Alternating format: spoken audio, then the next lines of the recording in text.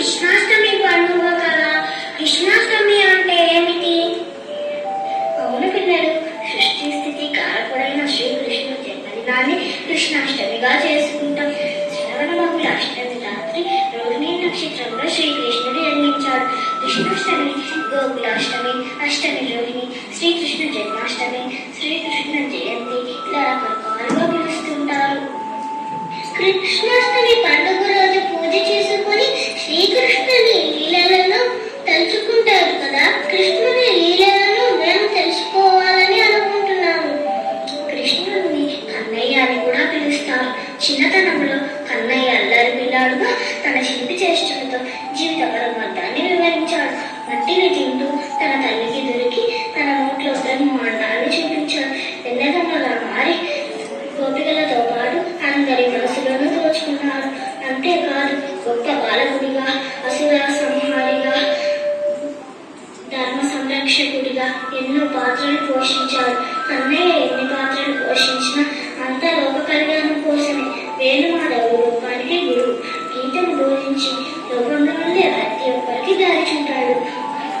అంతటి గొప్ప వ్యక్తి అయిన కృష్ణుడి జన్మ రహస్యం తెలుసుకోవాలి అనుకుంటున్నాను.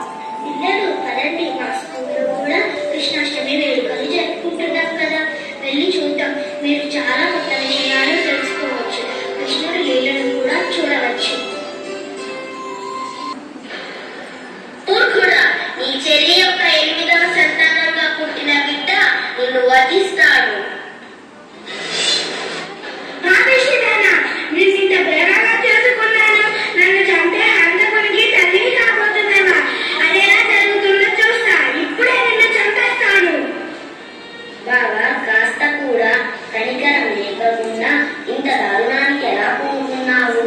నీకు నీ చెల్లెలి వల్ల హాని లేదు, ఆమెకు పుట్టబోయే బిడ్డ వల్ల కదా హాని. నీకెందుకు ఇక భయం? ఆమెకు పుట్టబోయే ప్రతి బిడ్డను నీకు అప్పగిస్తాను.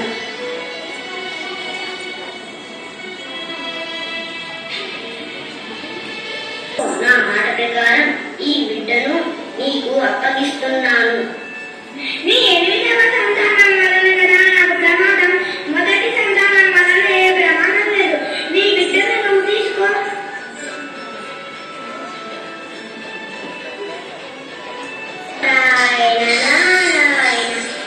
ఊపిరిలో ఉన్న యాదవులంతా దేవతలే. విష్ణు ఆదేశానుసారం రాక్షస సంహారానికి భూమిపై జన్మించారు. నారాయణ నారాయణ.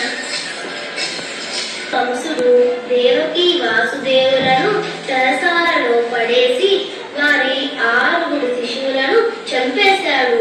విష్ణువు ఆదేశానుసారం మహామాయ రోహిణి గర్భంలో ప్రవేశిస్తుంది. విష్ణువు దేవకి గర్భాన ప్రవేశించి బాలకృష్ణుడుగా జన్మించాడు. ఓ దేవదేవ, నీవు ధర్మ సంరక్షణార్థం ఇక్కడ అవతరించావు. కానీ కంసుడి ఈ వార్త విన్న వెంటనే చంపడానికి వస్తాడు.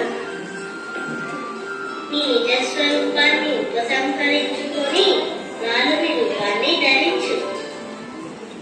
అమ్మా, నువ్వు పవిత్రమూర్తివి.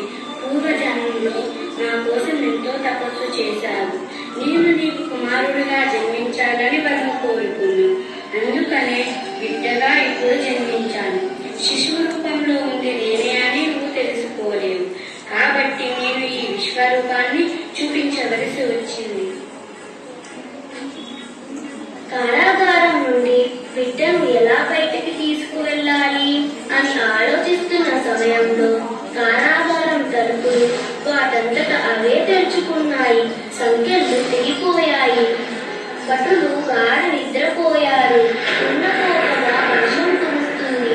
బాలరూపంలో ఉన్న విష్ణువు వాసుదేవుడు నందిని ఇంటికి తీసుకువెళ్ళాడు.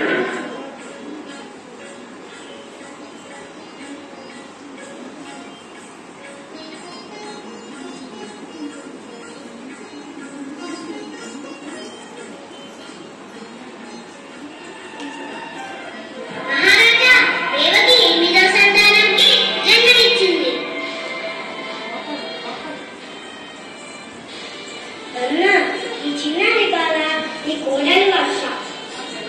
ఆడపిల్లే కదా, నేను ఏం చేస్తుంది?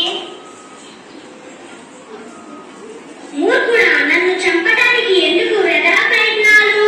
నిన్ను చంపబోయే బిడ్డ ఇప్పటికే వేరే చోట పెరుగుతున్నాడు.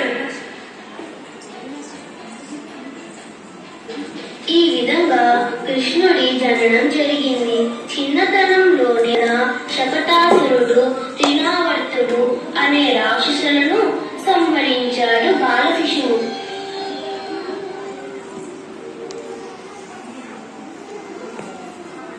అత్యంత శక్తి సామర్థ్యాలు కలిగిన తన యుద్ధ మోహన రూపంతో అందరినీ అలనాయిస్తున్నాడు. కాబట్టి ఈ బాలుడి పేరు బలరాముడు. యుద్ధుడికే నీలమైన శ్యాముడు అందువలన ఈ బాలుడి పేరు కృష్ణుడు.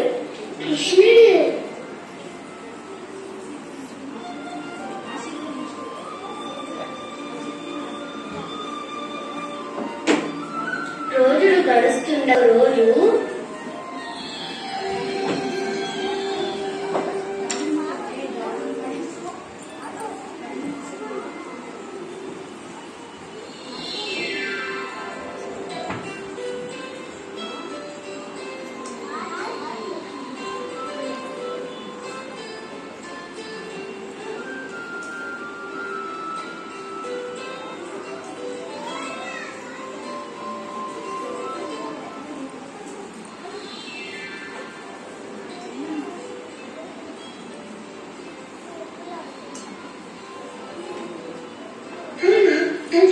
అటు చూడు, కృష్ణుడు మన్ను తింటున్నాడు. ఇంటి నిండా తినుబండారాలు ఉన్నప్పుడు మన్ను ఎందుకు తింటున్నాడు? నీ దుడికితనం మితిమీరిపోతుంది. మన్ను తిన్నావా? లేదమ్మా. బలరాముడు కూడా చూచాడట. నేను మన్ను తినలేదు. నా నోరు చూడు. తేదీ నోరు తెరు.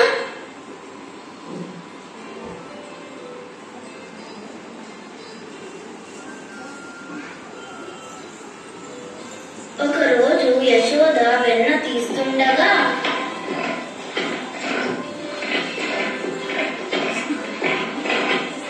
అమ్మా, ఆకలి వేస్తుంది.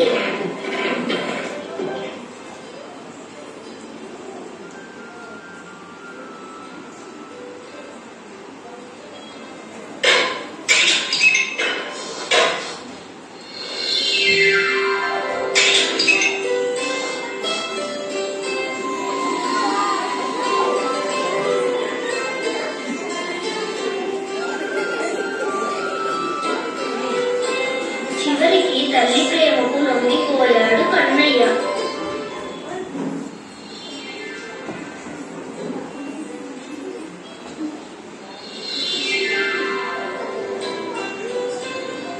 వత్సాసుర, బకాసుర, రేణుకాసుర ఎందరో రాక్షసులను సంహరించాడు బాలకృష్ణుడు. కృష్ణుడు గోవర్ధనగిరిని కూడా ఎత్తాడు కదా. అవును పిల్లలు, ప్రతి సంవత్సరం యాదవులు వర్షం కొరకై యాగం చేస్తారు. యాగం కొరకు సిద్ధం చేస్తున్న సమయంలో మన ఇంట్లో ఏదైనా పనులు చేసుకోబోతున్నావా? అవును కృష్ణ, ఇంద్రుని ప్రీతి కోసం యాగం చేస్తున్నాము. ఇంద్రుడు వర్షానికి అధిదేవత కదా. నాన్న, ఇంద్రుడికి వర్షంతో పనేమిటి? వానలు కురవడం నియమానుసారం జరుగుతుంది. గోవులకు ఆహారాన్ని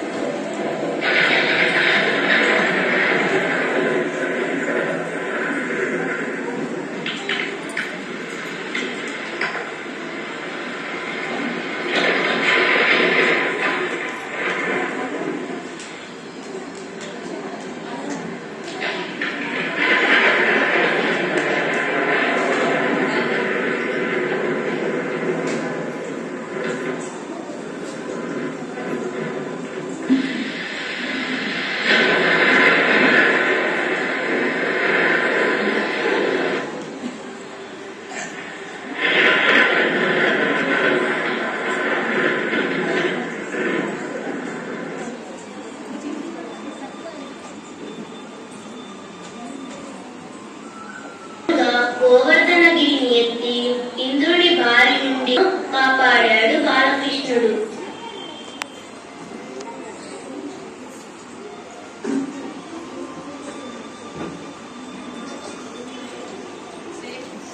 కృష్ణుడికి నైవేద్యంగా అటుకులు బెల్లం ఈరోజు ఎందుకు పెడతాడు?